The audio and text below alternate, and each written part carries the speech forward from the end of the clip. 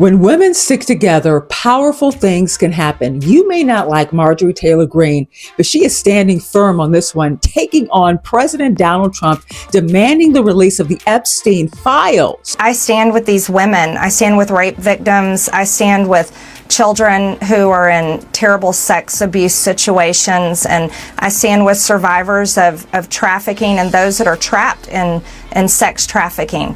And I will not apologize for that. Also not apologizing is U.S. Representative Thomas Massie. He is backing legislation to get the federal government to release all the files tied to Jeffrey Epstein. He believes the votes are there. I think we could have a deluge of Republicans. There could be 100 or more. I'm hoping to get a veto-proof majority on this legislation when it comes up for a vote. Last few days, all of these emails, Epstein emails, were released, around 20,000, I believe. A lot of powerful names tucked away, buried in these emails. But you still have President Donald Trump calling it a hoax. Survivors are not having it. So when you see like the sheer volume of survivors and on top of Virginia's book, on top of emails, on top of all of these the testimonies that were given, Gilen's hearing where survivors were being asked to be cross-examined on literally things that should not, the definition of breast versus chest.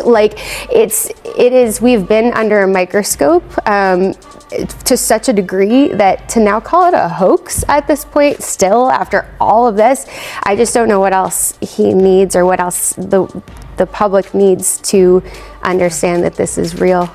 There's a major vote on the Epstein files. Once again, is coming on Tuesday. The House will decide whether to pass legislation forcing the federal government to release all of the documents they have, or most of the documents they have tied to the Jeffrey Epstein case. I am a reporter in Washington, D.C. I will be following that vote hour by hour. I will bring you the latest, how it ends up on Tuesday when it goes down. Also subscribe to Angela Gets Answers and join the conversation. What do you think? Even if these files are released, do you believe we'll ever know the full story? And do you believe all of the information will be released, or are we going to get a bunch of files with redacted information? Let me know in the comments.